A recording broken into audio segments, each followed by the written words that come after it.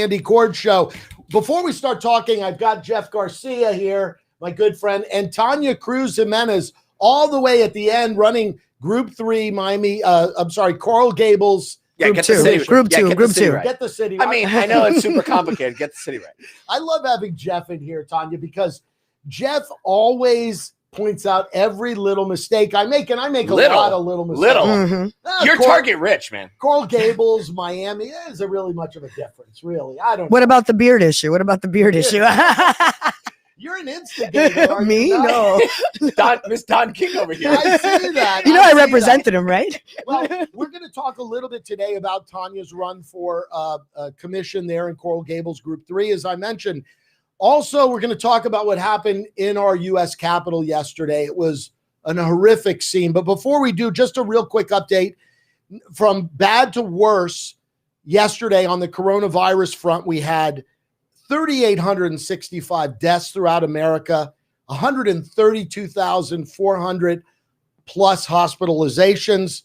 And if that's not worse, 5.3 million Americans have been administered the vaccine, a mere 30% of the total number of vaccines that have been distributed throughout the United States to this point. So from bad to worse, we had yesterday what happened in the U.S. Capitol. I mean, the wild part is that you had almost 3,900 people, which is a record. Yes. People died from coronavirus. And it wasn't even close to being discussed on the news. It didn't even come close to being what we were talking about. Correct. Yeah. And there's a reason for that because of, and we'll talk about it now. And I want to get your opinion. And first I want to apologize to Tania because the purpose of the show is really to talk about. Well, first of all, apologize just in general, just a general apology for just for being here with me. I mean, that's enough. Let's start with a general apology. It's okay, accepted. First of all, for those of you, I know there's at least 1.5 of you that somehow got your Facebook stuck on this and you're watching.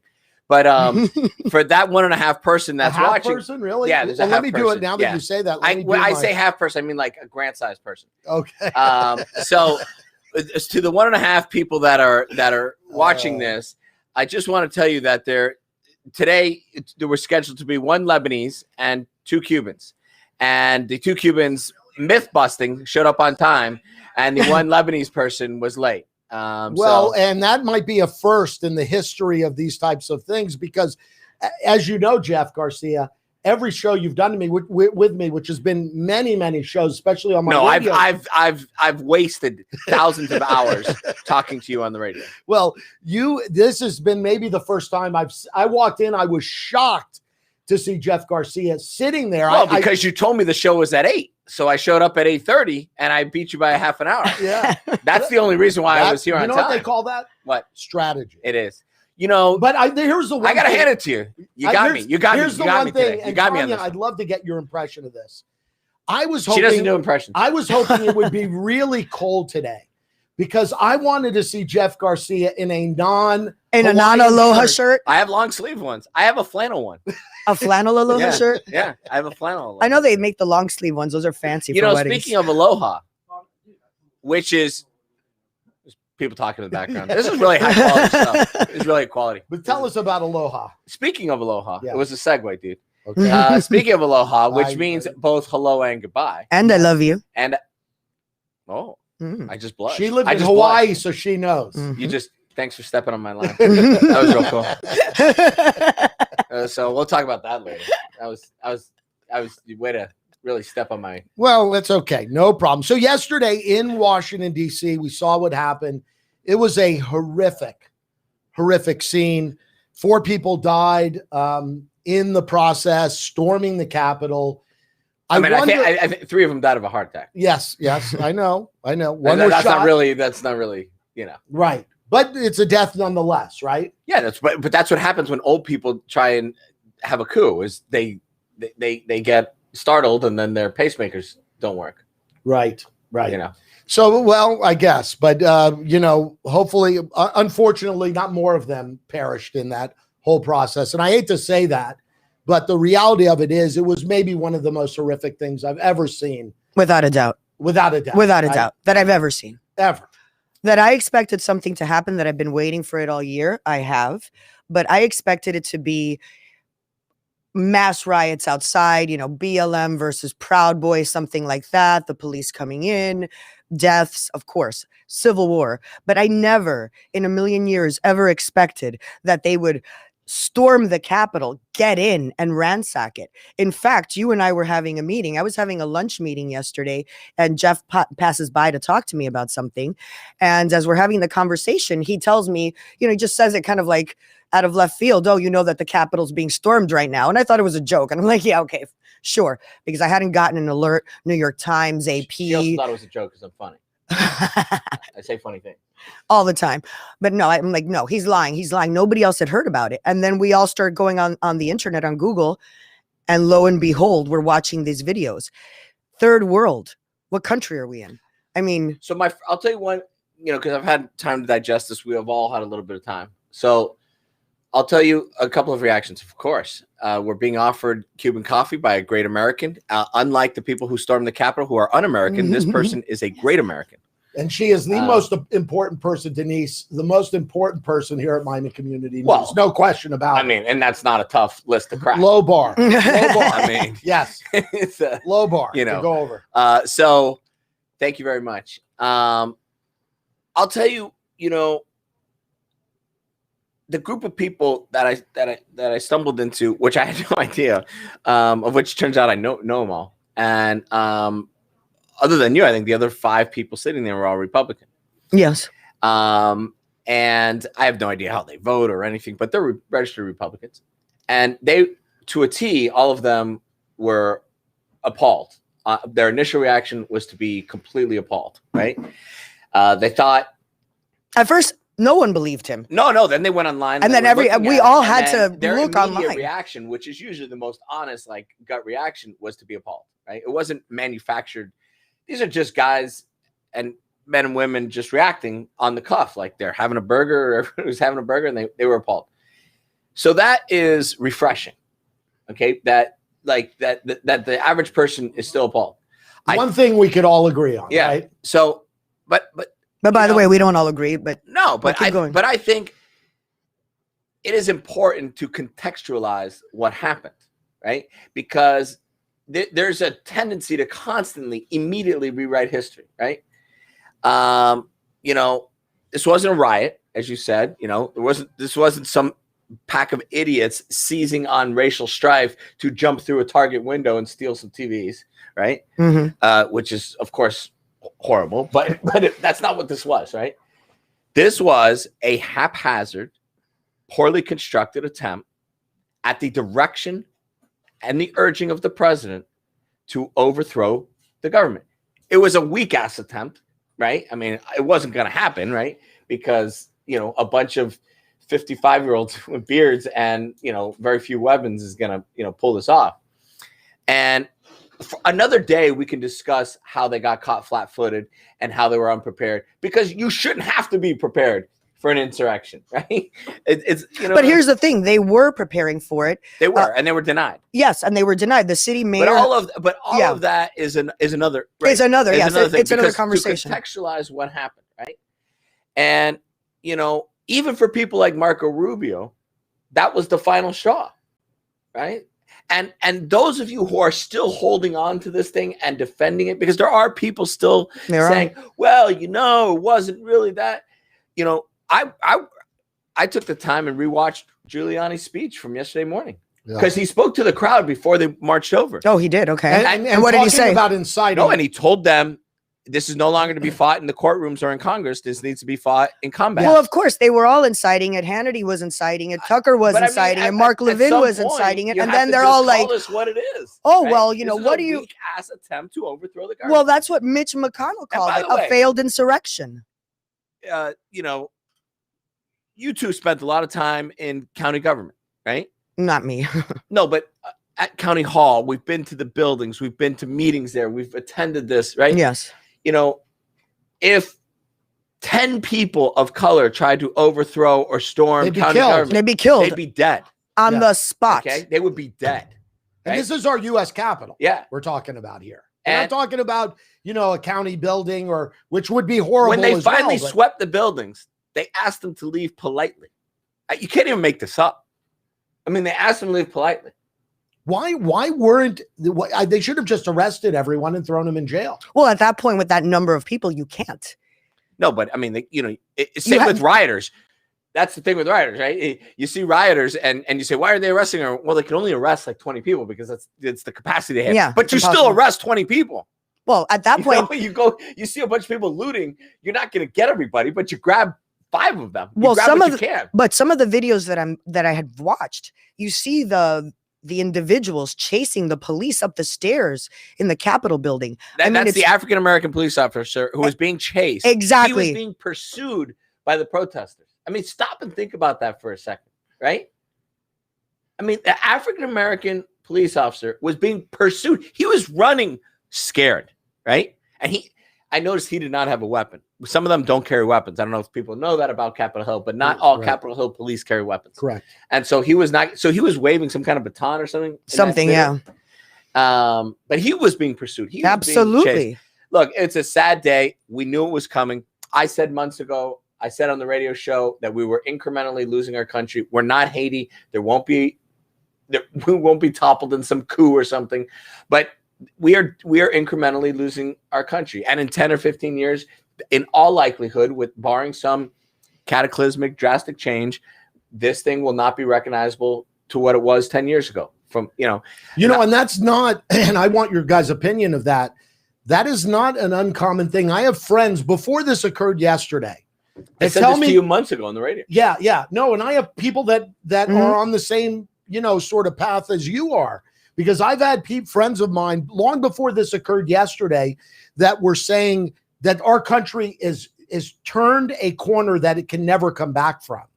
And there's a lot of people in this country that believe that. And I'm wondering what you, Tania, what you think about that. Do you think that our democracy is permanently altered because of this division that was caused by the presidency? And a follow-up to that, Tania, can you save our country? Working on it. Let's start with Coral Gables, though. Let's start with Coral Gables. Okay, so to the first question, I want to believe that we're not, and I think that it's in our hands. And we talked about this the first time I was on your show. Yes. And I said it specifically on that date. Before any of this happened, it was right after the November 3rd election. I said, we are at an inflection point. Mm-hmm. We have gotten to the point that we cannot talk to each other, that we cannot have a difference of opinion. Okay. And it's right and left. And what's fascinating about it, you were talking about some Republicans that were appalled by it, but at the same time, being in a Republican family, the lone Democrat, you have these family group chats without naming names. As I was getting prepared to walk yesterday to canvas, this is going on and I'm just reading it. And it's all the family arguing amongst each other, from the very hard right Trump to the more moderates. And it was incredible what was being said. And here's the thing. There is a faction of the country that really believes that the election was stolen, that it was fraudulent. But again, why is that? Trump set that up at the beginning of the year of 2020. Once COVID hit, once he saw that he was going to take a political hit, he started feeding that narrative. He did it in 16. It's just that he won. Yes, but he said there were 3. The guy won and said there were millions of illegal aliens voting. I mean, when he won, he said it. But the difference this time is that he was the president, right? So now it has the gravitas of the president. Oh, he also put in Louis DeJoy, right, to run the post office. So what did they do? Take out post boxes. They start slow walking the mail to battleground states because there was absentee let me ballot. tell you what you're so correct about, and I'm happy you said it. Everything is different when somebody's actually holding the presidency. Of course. The gravity of what they say and do is you could be a candidate and say pretty much anything, right? And by the way, in Trump 2016 did not have the power over the base, over the electorate that he has in 2020 and 2021. It's not the same thing. A lot of the people that voted against Trump, that voted for Hillary in 2016, actually are now hardcore Trump fanatics. And so there's that as well. And that they feel that they haven't been heard, they do. That there is an establishment issue, there is. And by the way, that's why Bernie was a factor in 2016 as well. Trump and Bernie were two sides of the same coin. Yes. It was the people feeling that the establishment, that the rich people, politicians had used them, made promises. The irony is that, they gravitate towards a rich guy. Tania, is it me or is your campaign logo on the screen? No, it is. She's special. Thank you, Tommy. Tommy, that's pretty crafty work there. That really is. What was your opinion? Tell me your guys' opinion of my logo's a red jumper of Senator Josh Hawley and his actions yesterday. He voted to decertify, but beyond that, because I don't know that one has to do necessarily with the other, but he voted to decertify, and then he walked out of the U.S. Capitol with a one-handed fist up. Yes. And which we know what that denotes. Actually, right? He did it before. Really? He went in front of the crowd as they were approaching and put the fist That's up. kind of inciting the whole thing. This is inciting. Listen, if I had done that, if I had done that, I would have been a commie. If I had done that, I would have been, anti-government, Black Panther, Antifa, whatever, right? And I see this legislator, this politician, this person that supposedly graduated from Yale and Stanford, getting up there, grandstanding, inciting the crowd. Yale law, you know exactly what we can and we cannot do. And he knew exactly what he was doing. Of course he knew. He was just. But is that you think that's just cowering? Yeah, Ted Cruz is another one. Absolutely. They believe in nothing. Does Ted Cruz strike you as a guy of principle? Zero. Trump attacked his wife. Trump insulted his wife. And he's there. And the guy said, "Thank you. I'll have another." Listen, that Ted Cruz, my cousin, he's not invited to Christmas. Oh, that's right. He's Tanya's cousin. Well, Raphael. He's not really my cousin, really? Please. Yes. So, is this Hawley? Use him as an example. Is this his way of trying to get that base to him so that he makes a run for the presidency? Of course, he's pandering. He's afraid. Look, what happened? Marco Rubio, you brought him up, right? Did you see that over the weekend, Tario from the Proud Boys was there hosting a protest in front of his house in West Miami with Roger Stone on a speaker, basically telling him, if you do not vote to decertify, we're going to go after you, we're going to primary you, etc. There's intimidation that is going on. And the thing that nobody talks about, okay, the Secretary of State of Georgia, for example, the governor, I'm sure they are getting death threats. It's not just them. Their family members, the wife, the children, the grandchildren. Think about the danger that you are creating in this country, that people can be attacked because of a difference of opinion. And what was interesting yesterday when I canvassed, and I told Jeff this story, I start canvassing in the middle of all this craziness. Wow. And who knows what I'm going to get at the door, right? Hey man, I'm on the air. Can I call you back? Yeah.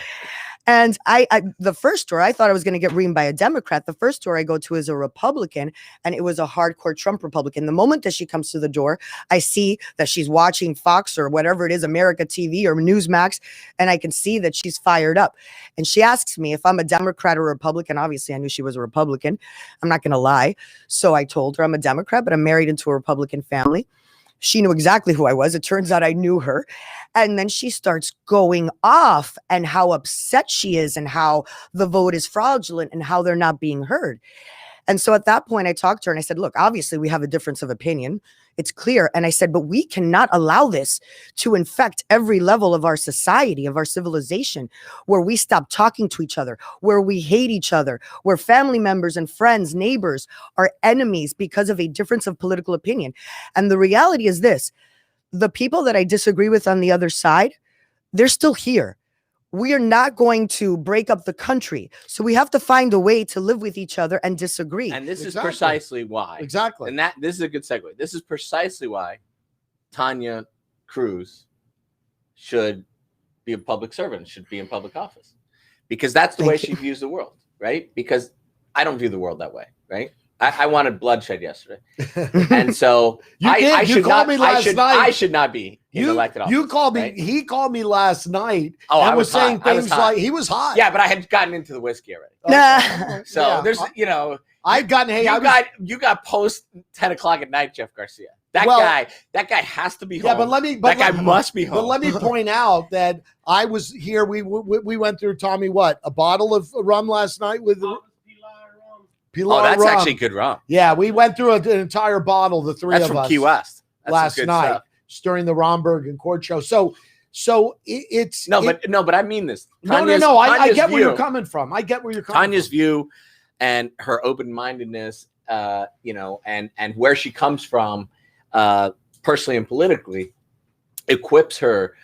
Look, all kidding aside, obviously, you and I, we all of us have known a lot of elected officials, and a lot of people have served at everything from, town council to president of the United States, Yes. and Tania has, the right sensibility and temperament where she has lived with differing opinions. She has been surrounded by differing opinions, and that prepares you in a unique way, right? And so Tania's not just my friend, but I know that she is uniquely prepared and suited to serve in the halls of the difficult halls of Coral Gables. Yeah, because look, at the end of the day, Tania, isn't that what politics used to be about? I mean, it was about differing opinions coming together and deciding how issues should be resolved,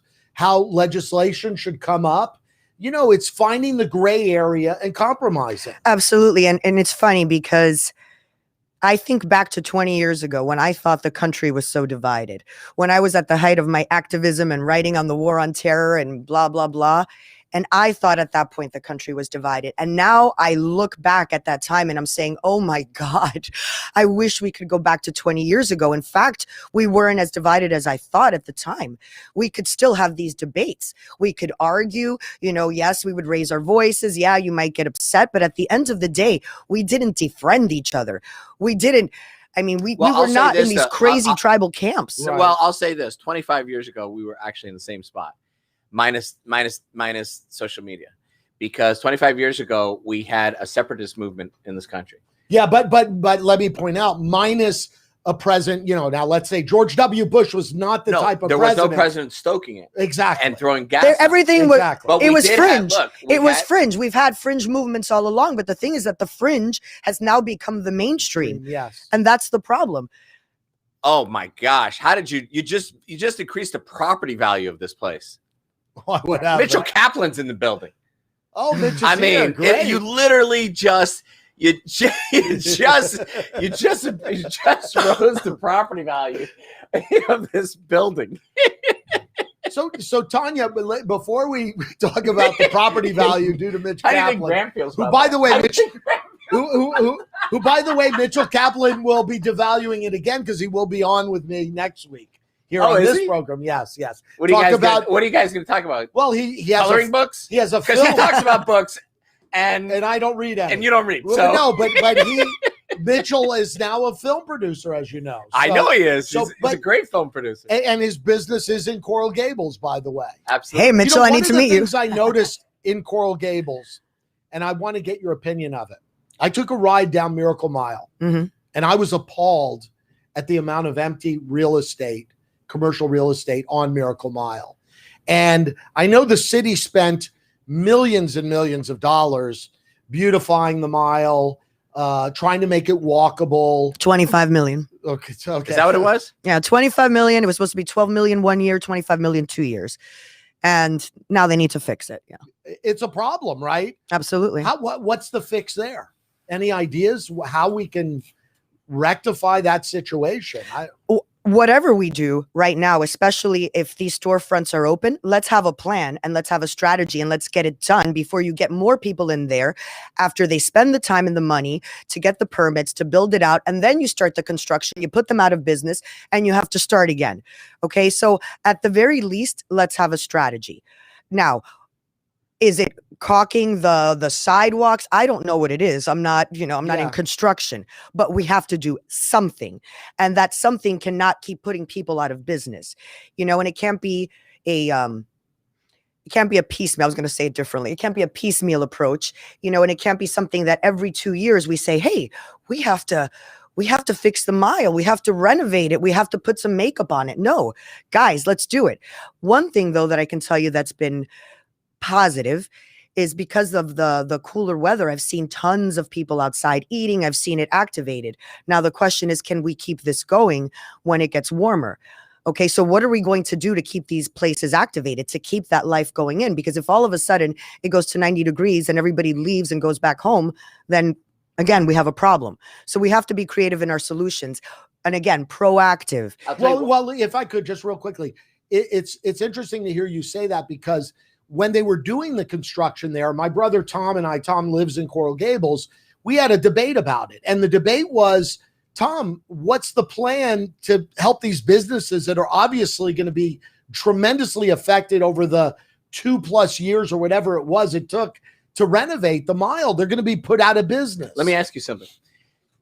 Uh-oh. After you put on, did you shave after you put on your hoodie? Well, I don't shave typically. No, but you buzzed. Did you buzz I buzzed today. After yes. you put on the hoodie? Because Well, I mean, there's evidence. There's evidence. There's evidence. There's evidence. Oh, yes. I mean, I did. You're guilty. So just, no, but I keep shedding. It's not really. I'm not asking. Let me tell you this. I'm not asking you questions I don't know the answer to. Okay.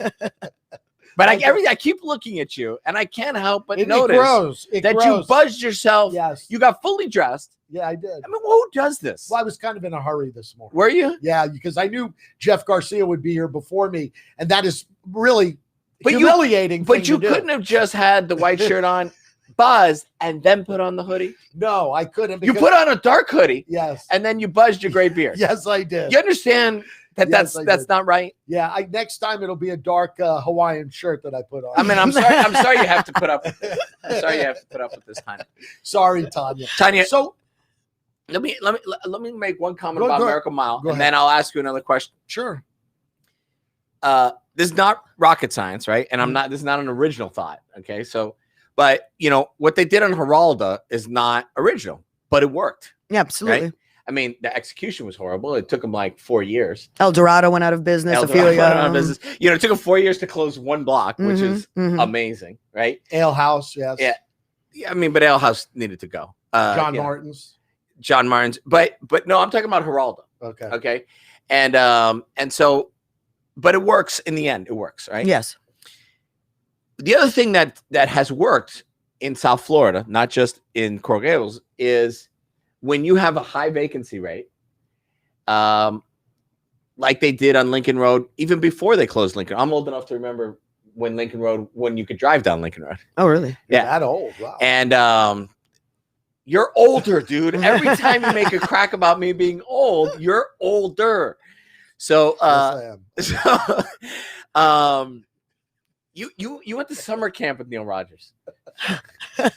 So we were talking him last week. So, but when you have a high vacancy rate, one of the things you do, as in Wynwood, as in Lincoln Road back in the day, is you subsidize, and you find a way to subsidize and bring in art galleries and artists and art communities to fill the storefronts, because nothing is worse than a vacant storefront, right? Coral Gables thinks they're clever by putting nice prints in the windows, but yeah, that really works. But at this point, we're like, no, dude, that's a sticker in the window. Yeah, that could have worked. That's a cute way to say we're empty. This is a ghost town. Yeah, right. So, but one of the things is, it's an idea, it's something to think about. I'm just throwing that out there.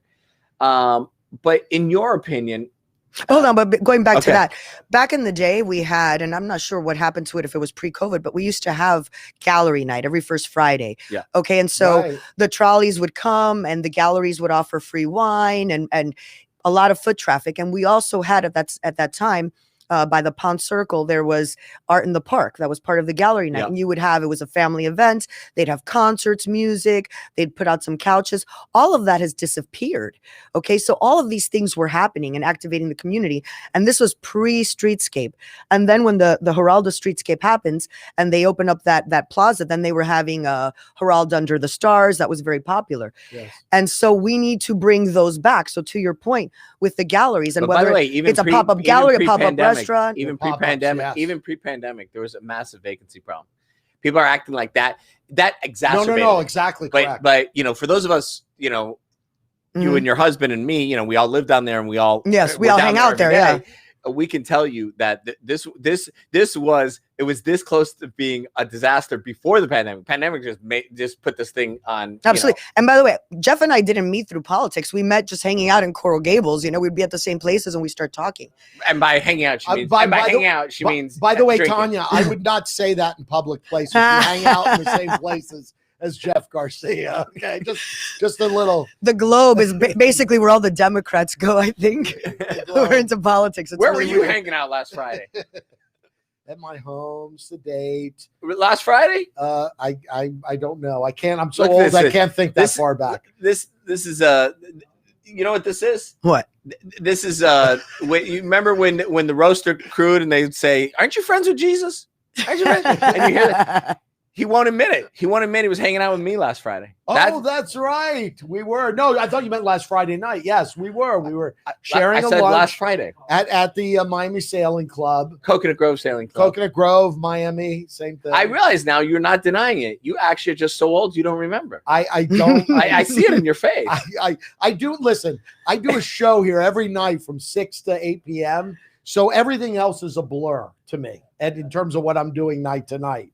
But Tanya, tell us, what are some of the other? What's the you key think issue? What's pressing the issues? top issue for the residents? Because sometimes the business stuff is not what Yes. the residents are thinking. What for the residents? Well, actually, when I'm going and talking to a lot of the residents, it's a combination, and the business is tied to the community. Right now, what they want is to preserve the character of Coral Gables. And Coral Gables, like many cities, is going through growing pains. You have people that have been there for a long time, and then you have new people that are coming in. And so, do we keep it this way? Do we do something else? And so, again, I'm always about balance. You have to find balance. You have to preserve the character of Coral Gables. If you wanted to live in the big city, I mean, I came from a city, I would be there. If you wanted, you could go to downtown. But Coral Gables is Coral Gables for a reason. But at the same time, again, our taxes, our services are subsidized by the business corridor. So we need that. Second of all, if traffic is an issue that everybody talks about, let's focus on keeping the traffic in that downtown corridor as opposed to in our neighborhoods. The cut-throughs. The cut-throughs and everything else. And so it's all interrelated. But in addition, the other things that I've been hearing now since the pandemic is that a lot of people are coming in and dumping in Coral Gables, and they're just dumping trash. That's an interesting one that I was hearing about. So I know that was a problem in the city of Miami, but for the first time, I'm hearing it being a problem in Coral Gables, or people are kind of coming in, and it's not about that they're biking and they're upset that they're biking. It's that they're doing it in such a way, they're speeding through the neighborhoods. They're disrespecting the neighborhoods. And so they're not people that want to close off the neighborhoods, but they're people who are saying, hey, we understand that people want to come and hang out here. We want them here, but we do want them to respect our homes and our neighborhood. So that's another thing that I'm hearing a lot. But it's absolutely correct, sir. And that's a testament to George Gonzalez, who asked me if I was the bridge tender guy. That's a reference. Did you know to the bridge tender? Yes. Did you know? I bet you and Tanya did not know this, that the original purpose of the water tower on Alhambra. Did you know the original purpose? No. The water tower was built and constructed so that white people could look west towards Westchester and warn each other that Cubans were moving in.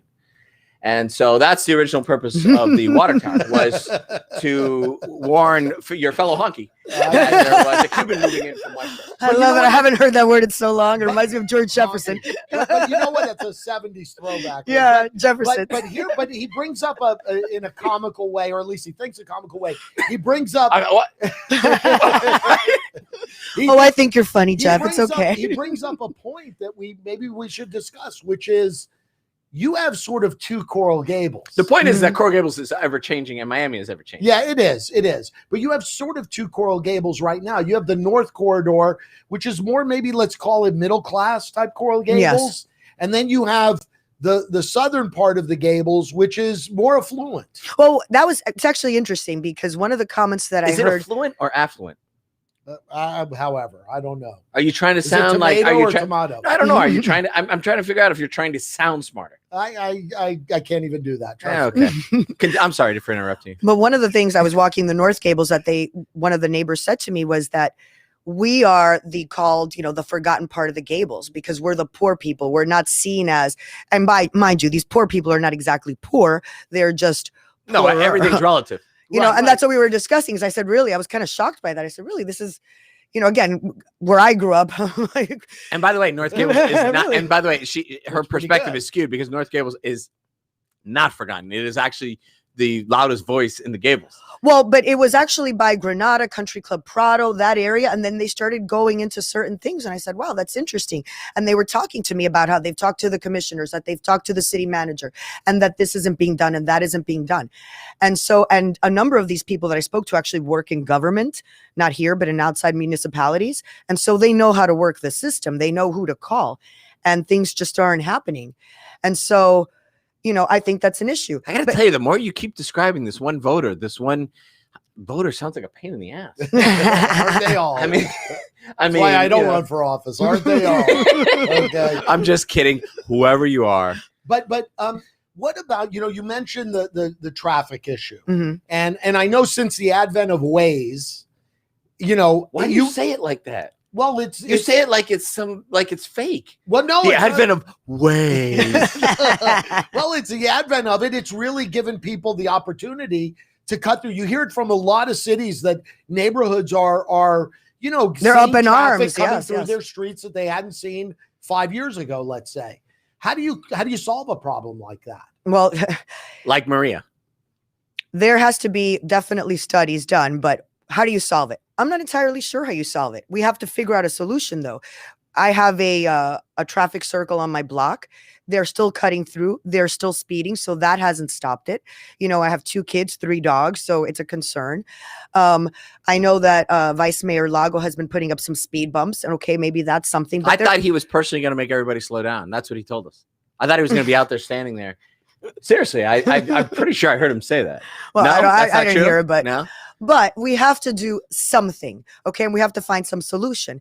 And whether it's, more police presence, but, again, police presence, you're taking them from their other jobs. I'm not sure what the answer is, but we have to find something.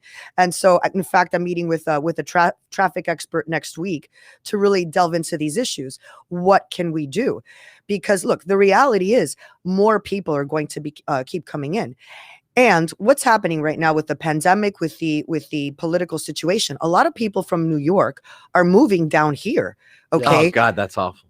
Okay. So more transplants like me are coming. Jets Right. So fans. what does that Jets mean? fans. Oh God, not See? Jets. Okay. You No, we didn't- were you're Giants we were fans. Giants. We You were didn't Giants connect it fans. right away. Yeah, if they're Giants fans, I'm all for What it. Jets Yeah. fans are moving here? No, we should eliminate the Jets fans, allow the Giants. Oh fans. God. But what's going to happen? Where we grew up, we are used to having restaurants and galleries and places that we can go. We're used to not having cars. I didn't have a car until I was, I think, 24, 25 in Hawaii. I didn't need one.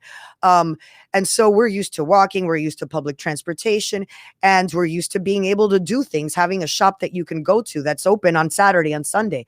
And so all of those things we're going to need to think about.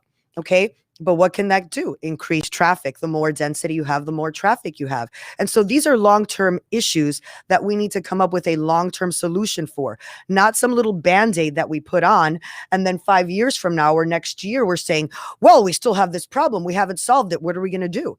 And that always seems like Of the way course, you're they're- always chasing. You're always you're reacting. always chasing. Enough Tanya, reacting. I know your story and your biography, and but for people like Andy who are ill-informed, where can we go to learn more about you? Before we get off the air, what's a website and where's a place where people can go and learn more about the race, get involved? Tania Cruz-Gimenez.com, and that's Jimenez with a G, not a J. And not Jimenez. Not right? Jimenez. As Commissioner, what's his name?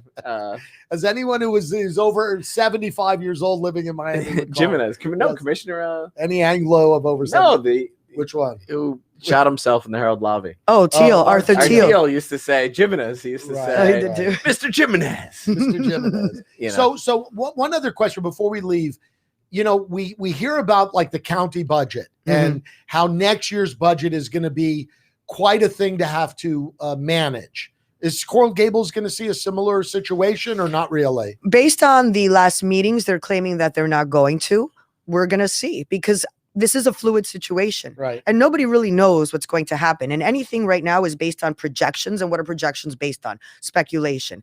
And so, okay, the real estate, we were discussing this yesterday. Yeah, the real estate market is up in Coral Gables. So yeah, maybe that'll increase the tax It might base. make up the gap a little. But at we the don't same know what time, the hit is on commercial yet. what's the hit on commercial? Yes. And so Well, I think the hit on commercial is going to be tremendous. No, but It's we just don't huge. know what the dollar number is. Right. No, well, I and get the dollar number, but it's also the office space. Okay, are they going to downsize an office space? Are we going to lose that tax base?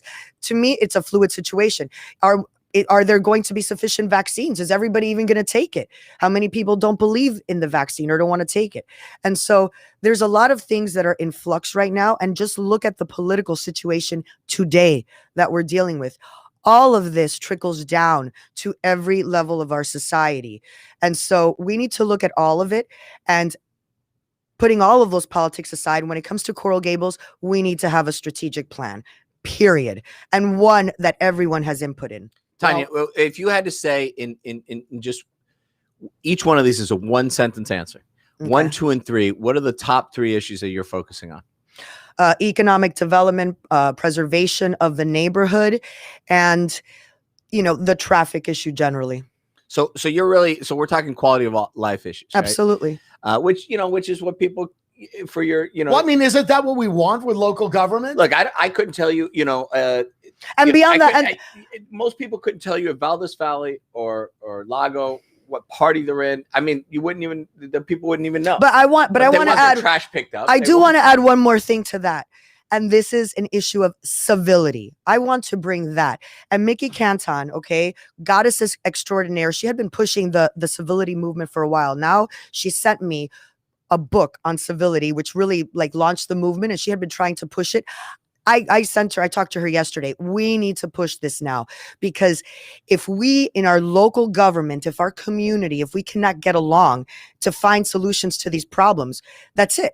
We're going to be in the same state as the federal government is right now, and we can't allow that to happen. We saw what that meant yesterday. We are tearing apart our country, and so as a community, we need to put all of this aside, and we need to work for the community. And so that issue as well. And that's really what people want from their local government. They don't want this rhetoric. At least I know I don't. I don't want to hear about if you're a Democrat or Republican, what you think about Trump or not.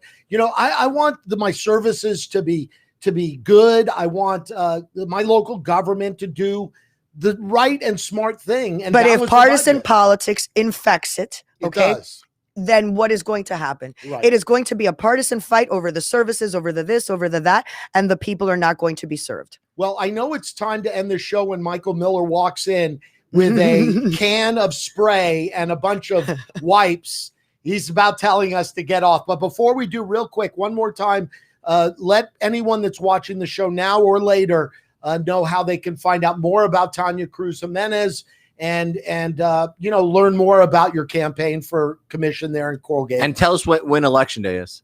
Election day is April 13th, and the runoff is April 27th. It'll definitely go to a runoff. There's 7 in my seat in Group 2, and I think only 3 right now in Group 3. Please, you can find me on TaniaCruz-Gimenez.com. That's Tania with an I, Tania, Cruz-Gimenez.com. And I'm also on Twitter. I'm not on Twitter, Facebook and Instagram. Well, great. Thanks so much for coming in. Thank you, guys. I thank you, Tania, so much for coming in today. It was great that Tania Cruz-Gimenez, was here. Thank you. Fantastic. I loved having you here. And so I want to thank the you for watching. Oh, No. That's quite all right. Let me wipe off all the shavings from my shirt. And Tania, thank you for being here, because if it was just Andy, it would have been another wasted hour of my life that I couldn't get back. I think Jeff has been getting jealous. That's why he had to come today. He's like, "What is this turning into the Gimenez news station?" No, well, listen, I've been trying to get this guy to come in here every week because I really do enjoy doing these shows with Jeff Garcia. I don't care what everyone says about him. I really enjoy him. As remarkable as it is, I actually hang out with Andy when nobody's paying attention, which just makes me a glutton. But it's a remarkable thing. Yes, you are. Thank you for watching today, the Andy Cord Show, Miami Community News, hub of local news and information. You learned about Tania Cruz-Gimenez this morning, and you're going to learn a lot right here about our local community. Thanks for joining us, and we'll see you tomorrow right here on the Andy Cord